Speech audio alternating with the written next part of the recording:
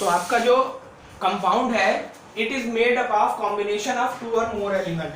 जो आपका कंपाउंड है या दो से ज्यादा एलिमेंट से मिलके बना होता है, ठीक है। लेकिन मिक्सचर में ऐसी कोई कंडीशन नहीं है। मिक्सचर जो होता है वो एलिमेंट्स या कंपाउंड कुछ भी मिक्स हो जाता है तो क्या बोलेंगे, it is made by combination of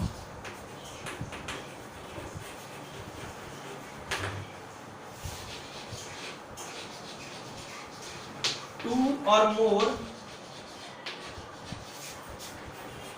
element और कंपाउंड, यानी कि दो या दो से ज्यादा एलिमेंट भी अगर आपस में मिक्स हो जाते हैं तब भी वो मिक्सचर है, और दो या दो से ज्यादा कंपाउंड आपस में मिक्स हो जाते हैं तब भी वो मिक्सचर है। तो पहला डिफरेंस क्या हुआ कि it is made by combination of 2 और मोर एलिमेंट, यानी कि कंपाउंड केवल एलिमेंट के मिक्स होने से बनता है, जबकि मिक्सचर क्या है, एलिमेंट या कंपाउंड आपस में कुछ भी मिक्स हो जाए तो आपका क्या होगा, आपका मिक्सचर बन जाता है, ठीक है। दूसरा पॉइंट है कि इसमें जो होता है, इसमें जो कंपोनेंट्स होते हैं आपके components, they are in fixed ratio. Fixed ratio यानी कि जो भी एलिमेंट होंगे वो फिक्स रेशियो में ही होंगे, जबकि मिक्सचर में क्या है, मिक्सचर में आपका कोई भी फिक्स रेशियो नहीं होता। आप 1 किलो चीनी लीजिए और उसमें 2 जग पानी डाल दीजिए तब भी आपका मिक्सचर बनेगा, और आप 1 गिलास पानी लीजिए उसमें 2 चम्मच चीनी डाल दीजिए तब भी आपका मिक्सचर बनेगा। लेकिन अगर यहाँ की बात करें कंपाउंड की, तो अगर 1 रेशियो कार्बन और +2 रेशियो ऑक्सीजन लिया तभी आपका CO2 बनेगा। अगर आपने 1 रेशियो कार्बन और 1 रेशियो ऑक्सीजन लिया तो आपका कार्बन मोनोऑक्साइड बन जाएगा, ना कि कार्बन डाइऑक्साइड बनेगा। तो इसलिए यहाँ पे रेशियो जो होता है वो प्राइमरी पॉइंट है, यहाँ पे रेशियो का इफेक्ट पड़ता है, ठीक है। अब थर्ड है ये कंपाउंड जो होते हैं वो हमेशा होमोजीनियस होते हैं। क्यों होमोजीनियस होते हैं? क्योंकि देखिए अगर कंपाउंड होमोजीनियस नहीं होगा, कंपाउंड आपस में मिक्स नहीं होंगे, तो हमें कार्बन डाइऑक्साइड गैस में कार्बन अलग दिखाई देगा, ऑक्सीजन अलग दिखाई देगा। आप वाटर बनाओगे तो उसमें हाइड्रोजन अलग दिखाई देगा, ऑक्सीजन अलग दिखाई देगा। इसलिए कंपाउंड हमेशा होमोजीनियस होते हैं, और मिक्सचर होमोजीनियस और हेट्रोजीनियस दोनों होते हैं।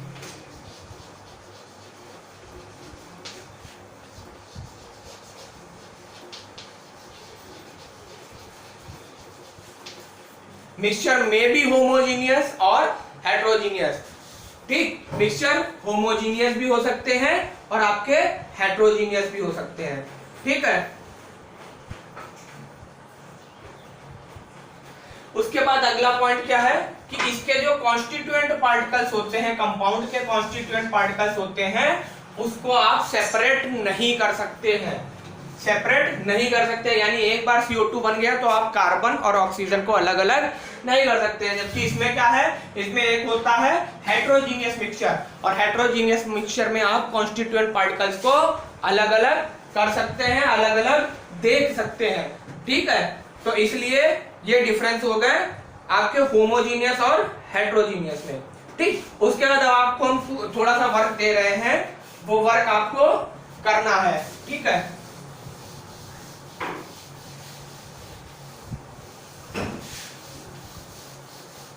This is your homework and I will see this till tomorrow.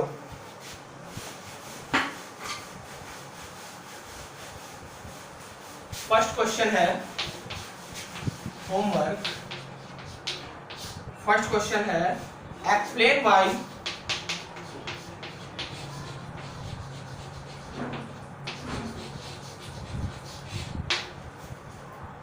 Air is considered as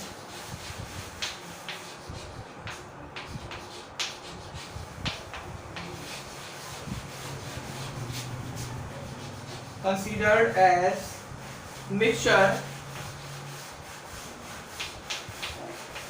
not a compound, not a compound. Air को हम मिक्सचर की तरह लेते हैं, कंपाउंड की तरह नहीं, क्यों? एयर मिक्सचर है, कंपाउंड नहीं, क्यों? ऐसा क्यों है? ठीक है।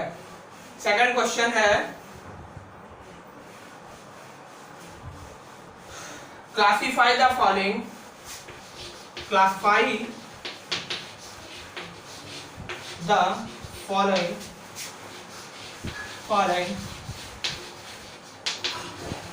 इनटू, किसमें किसमें क्लासिफाई करना है? देखिए, एलिमेंट, कंपाउंड एंड मिक्सचर।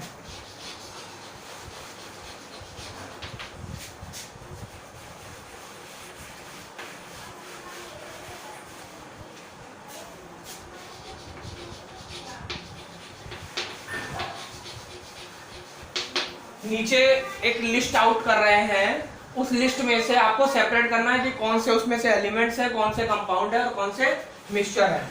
तो उस लिस्ट में पहला है sodium soil sugar solution, sodium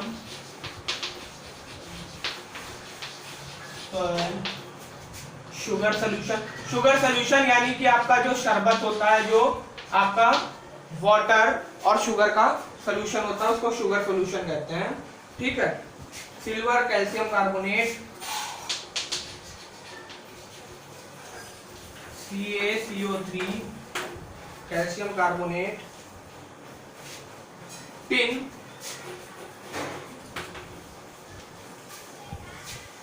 coal air soap, coal air soap.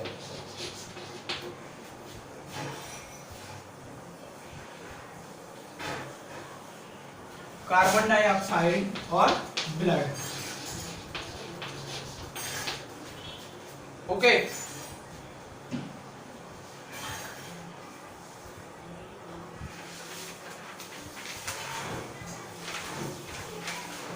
Last question, give the formula of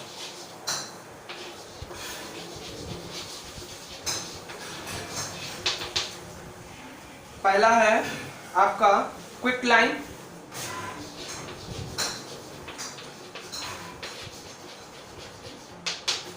second है हाइड्रोजन ब्रोमाइड,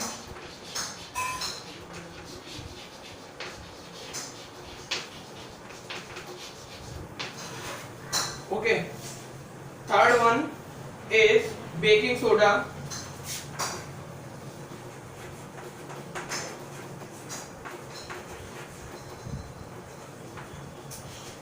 ओके।